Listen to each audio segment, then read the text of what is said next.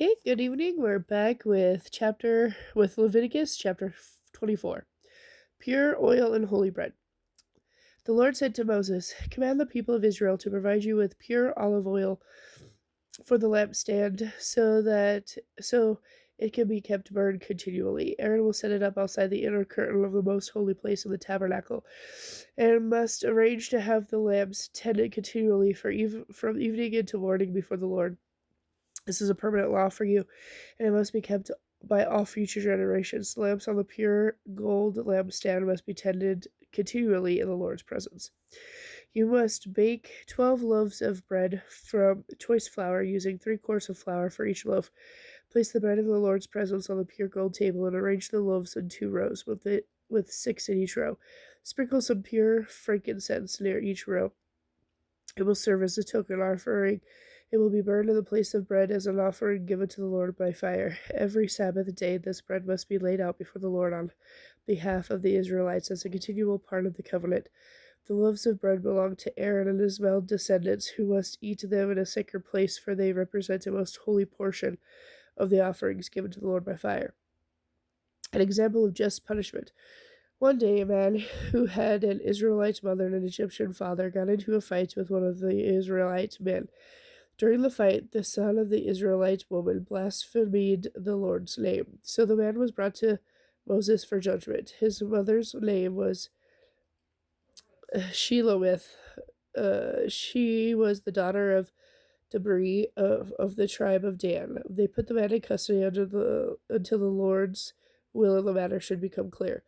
Then the Lord said to Moses, "Take the blasphemer outside the camp and tell all those who had heard him to lay their hands on his head. Then let the entire community stone him to death. Say to the people of Israel, those who blaspheme God will suffer the consequences of their guilt and be punished. Anyone who blasphemes the Lord's name must be stoned to death by the whole community of Israel. Any Israelite or foreigner among you who blasphemes the Lord's name will surely die. Anyone who takes another person's life must be put to death. Anyone who kills another person's animal must pay it back in full. A live animal for the animal that was killed. Anyone who injures another person must be dealt with accordingly to the injury infected. Fracture for fracture, eye for eye, tooth for tooth. Whatever anyone does to hurt another person must be paid back in kind. Whoever kills an animal must make a full restitution, but whoever kills another person must be put to death. These same regulations apply to Israelites by birth and foreigners who live among you. I, the Lord, am your God." After Moses gave all these instructions to the Israelites, they led the blasphemy outside the camp and stoned him to death, just as the Lord had commanded Moses. Leviticus chapter 25, the Sabbath year. While Moses was on Mount Sinai, the Lord said to him, "Give these instructions to the Israelites. When you have entered the land I am giving you as an inheritance, the land itself must observe a Sabbath to the Lord every 7th year. For 6 years you may plant your fields and prune your vineyards and harvest your crops, but during the 7th year the land will enjoy a Sabbath year of rest to the Lord. Do not plant your crops or prune your vineyards during the entire year. Do not store away the crops that grow naturally or process the grapes that grow on your unpruned vines. The land is to have a year of total rest, which you, your male and female slaves, your hired servants, and any foreigners who live with you may eat the produce that grows naturally during the Sabbath year. And your livestock and the wild animals will also be allowed to eat the land's bounty. The year of Jubilee. In addition, you must cut off 7 Sabbath years, 7 years times 7, adding up to 49 years in all. Then, on the Day of Atonement of the 50th year, blow the trumpets loud and long throughout the land. This year will be set apart as holy, a time to proclaim release for all who live there. It will be a Jubilee year for you, when each of you returns to the land that belongs to your ancestors and rejoins your clan. Yes, the 50th year will be a Jubilee for you. During that year, do not plant any seeds or store away any of the crops that grow naturally, and do not process the grapes that grow on your unpruned vines. It will be a Jubilee year for you, and you must observe it as a special and holy time. You may, however, eat the produce that grows naturally in the fields that year. In the year of Jubilee, each of you must return to the lands that belong to your ancestors. When you make an agreement with a neighbor to buy or sell property, you must never take advantage of each other. When you buy land from your neighbor, the price of the land should be based on the number of years since the last Jubilee. The seller will charge you only for the crop years left until the next year of Jubilee. The more the years, the higher the price. The fewer the years, the lower the price. After all, the person selling the land is actually selling you a certain number of harvests. Show your fear of God by not taking advantage of each other. I, the Lord, am your God. If you want to live securely in the land, keep my laws and obey my regulations. Then the land will yield bumper crops, and you will eat your fill and live securely in it. But if you ask, what will we eat during the 7th year, since we are not allowed to plant or harvest crops that year? The answer is, I will order my blessing for you in the 6th year, so that the land will produce a bumper crop enough to support you for 3 years. As you plant the seed in the 8th year, you will still be eating the produce of the previous year. In fact, you will eat from the old crop until the new harvest comes in the 9th year. And remember, the land must never be sold on a permanent basis because it belongs to me. You are only foreigners and tenants living with me. Redemption of property. With every sale of land, there must be a stipulation that the land can be redeemed at any time.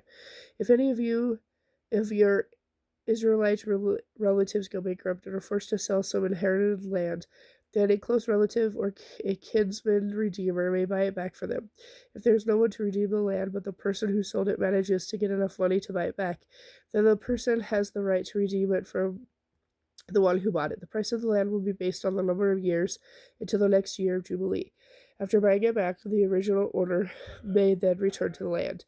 But if the original owner cannot afford to redeem it, then it will belong to the new owner until the next year of Jubilee. In the Jubilee year, the land will be returned to the original owner. Anyone who sells a house inside a walled city has the right to redeem it for a full year after its sale. During that time, the seller retains the right to buy it back, but if it is not redeemed within a year, then the house within the walled city will become the permanent property of the buyer. It will not be returned to the original owner in the year of Jubilee. But a house in the village, a settlement without fortified walls, will be treated like property in the open fields. Such a house may be redeemed at any time and must be returned to the original owner in the year of Jubilee. The Levites always have the right to redeem any house they have sold within the cities belonging to them, and any property that can be redeemed by the Levites, all houses within the Levitical cities, must be returned in the year of Jubilee. After all, the cities reserved for the Levites are the only property they own in all Israel. The strip of pasture land around each of the Levitical cities may never be sold as their permanent ancestral property. Redemption of the poor and enslaved. If any of your Israelite relatives fall into poverty and cannot support themselves, support them as you would a resident foreigner and allow them to live with you. Do not demand an advance or charge interest on the money you lend them. Instead, show your fear of God by letting them live with you as your relatives. Remember, do not charge your relatives interest on anything you lend them, whether money or food. I, the Lord, am your God, who brought you out of Egypt to give you the land of Canaan and to be your God. If any of you Israelites' relatives go bankrupt and sell themselves to you, do not treat them as slaves. Treat them instead as hired servants or as resident foreigners who live with you, and they will serve you only to the year of Jubilee. At this time, they and their children will no longer be obligated to you, and they return to their clan and ancestral property. The people of Israel are my servants, who I brought out of the land of Egypt, so they must never be sold as slaves. Show your fear of God by treating them well. Never exercise your power over them in a ruthless way. However, you may purchase male or female slaves from among the foreigners who live among you, and you may also purchase the children of such resident foreigners, including those who have been born in your land.